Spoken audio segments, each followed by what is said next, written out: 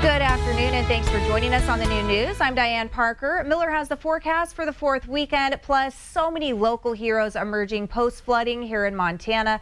We'll introduce you to a few, but first, progress today for Yellowstone National Park and area tourism as it continues to reopen following historic flooding that had the entire park evacuated and shut down for 9 days. The Beartooth Highway is partially open on the Wyoming side, but only during daylight hours. The open stretch is 23 miles from the intersection with Wyoming Highway 296 to the Beartooth Ski Hill parking lot. The road remains closed south of Red Lodge. Canyon Village also reopened to visitors this morning, meaning all concessions in the southern loop of the park have officially reopened. This includes Canyon Lodge and cabins and the Canyon and Madison campgrounds. Damage to the water and sewer systems prevented them from reopening last week. The northern loop, of course, remains closed because of heavy damage to roads and other facilities. Always make sure that you're checking the park's website prior to your trip for the very latest on conditions. The total monetary cost of flood damage in Red Lodge is still being tallied. Organizations specializing in housing, food distribution, legal experts, and more are coming together at the Red Lodge Civic Center offering aid and recording losses. The event is put on by volunteers and provides flood victims a one-stop shop for all the help they need. However, coming up with an estimate for how much a disaster truly costs is nearly impossible.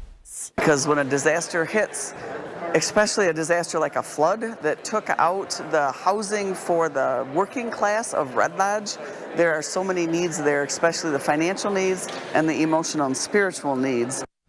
A similar event is being held in Fromberg today. Another tourist is gored by a bison at Yellowstone National Park. Less than a week after the southern loop reopened, a Colorado man finds himself in the hospital. The 34-year-old was walking on the boardwalk near Old Faithful when a bull charged his group, goring him. He sustained an injury to his arm and was transported to an Idaho medical center. The incident remains under investigation.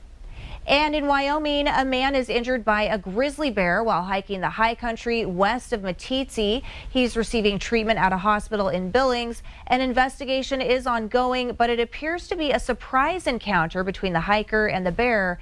There are no management action plans for the bear at this time.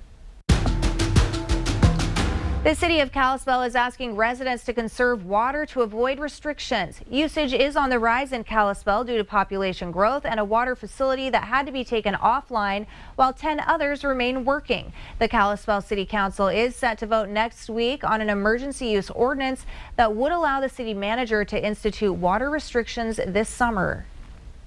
Asking the community to be thoughtful of when they're watering, how much they're watering, and to ensure that their systems are functioning properly, that we're not wasting water. So if you have an irrigation leak, then to fix it that day and not let it go on throughout the night. Replacing the offline water facility is planned to begin next year. In Billings, mailboxes in pieces, on the ground, or run over. A neighborhood in the Heights is the target of widespread vandalism. One couple's mailbox was literally blown up with debris landing on their roof. For others, it was ripped out of the ground or hit with a car. None of them called police or got a description of a suspect. Police say they've only received 2 mailbox vandalism calls this month, both destroyed with fireworks. The front door on this thing was in the next door neighbor's driveway.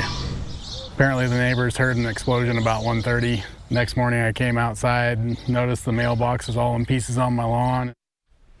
If a suspect is caught destroying mailboxes, they could face a huge penalty. It is considered a federal crime, each act punishable by a fine up to $250,000 and 3 years in jail. The Secret Service says it plans to refute a story by a former White House aide at yesterday's surprise January 6th hearing. Cassidy Hutchinson says then President Donald Trump wanted to join the crowd as it stormed the Capitol. She claims he grabbed the steering wheel while his limo driver was taking him away and then lunged angrily at a Secret Service agent.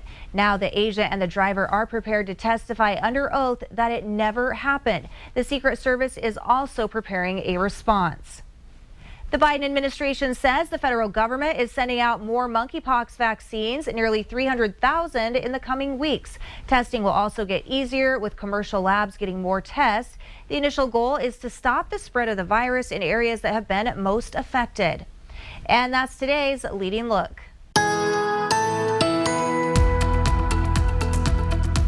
going to be a little cooler today. Now, we're still going to see some 90s across the region. Most of us were looking at 70s and 80s. For the most part, pretty calm. But we could see some more severe weather, especially down in the southeast corner of the state. We're going to tell you more about that with the main forecast coming up. Projected highs today from west to east, 77 in Missoula, 71 in Cut Bank, Helena up to 81, 80 in Bozeman, West Yellowstone around there, 75. We'll go 85 in Billings, 90 in Jordan, Glendive of up to 87. Glasgow a little warmer at 88. Down in Cody, 87 as well as Sheridan.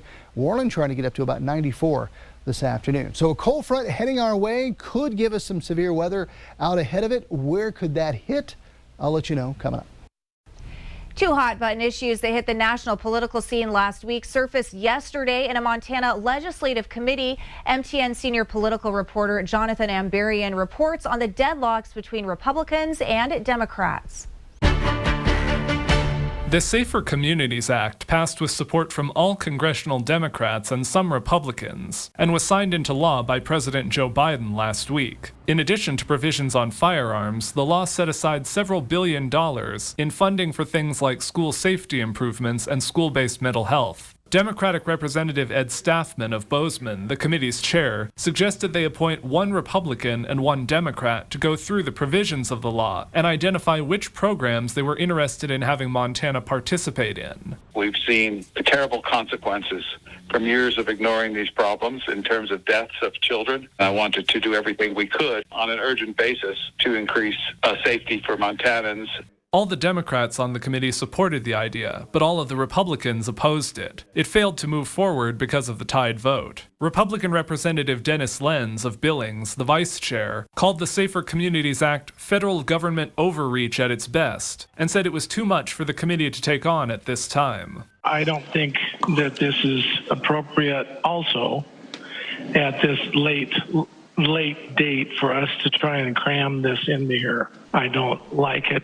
If there is something that doesn't stink to high heaven in here, we'll have time to process it before the session in January. The committee also split on a proposal to draft a bill codifying access to abortion into Montana law. Staffman said he saw it as a way to reassure people that the current state law, established through a court decision, wouldn't be changed. They want the assurance that that's going to continue, and we can do like many states have done and codify it in our statute as an assurance to women around the state. Committee members voted without further discussion, and they again tied on party lines. Many Republican leaders have called for reversing the state Supreme Court case that guarantees abortion access in Montana. This isn't likely to be the last time the Supreme Court decision or the gun safety bill come up in Montana, as we head into the general election season and then into the 2023 legislative session. In Helena, Jonathan Ambarian, MTN News. The projects feel endless, but Montana communities are making serious progress rebuilding after the flood. MTN's Alina Howder takes us to Livingston, where a special group is helping speed up the process. Help continues to pour into Montana from all across the country as communities like Livingston rebuild after the floods. Team Rubicon is one organization that's making a big difference. It all started as a group of veterans looking to aid those afflicted by disaster, and now the organization is over 150,000 strong. It got everybody off guard. It really did. Nobody was expecting it. The historic floods damaged so many Montana homes, and that includes this one. This is where Wesley Baker's mother lives in Livingston. She needs the help. So, there's a lot of other people that's lost too. That's where Team Rubicon comes in. We came to assist the homeowners that need help getting their homes cleaned out. Jim Leckinger has been a part of Team Rubicon for 6 years. The organization began with a group of veterans from all across the country who respond to help those affected by disaster. The skills that veterans and first responders have that they gain while being in the military or in fire and police and EMS, etc., really works well in the disaster environment, and those skills are very applicable. Now everyday civilians are also a part of the group, but the mission remains the same. Help is focused on the most vulnerable and those without insurance, and their services are completely free. Everybody's a volunteer, nobody gets paid, everybody's here on their own time. And that help is a godsend for folks like Kathy Felix, who didn't have flood insurance. The water came up to 2.5 to 3 feet. When we came in, there was mud everywhere. Kathy's cabin has been cleared of debris and drywall thanks to Team Rubicon. They've done an amazing job at our cabin, just getting us to the point where the sheetrock has been removed and we can now dry it out and spray it if need be and start rebuilding. Kathy couldn't be more grateful. And for volunteers like Jim, that's what it's all about. Feels really good. And I've done quite a bit of it, and the interaction with the homeowners is quite special. The gratitude is amazing. It just gives us a place to start from, which we didn't have before. In Livingston, Alina Howder, MTN News.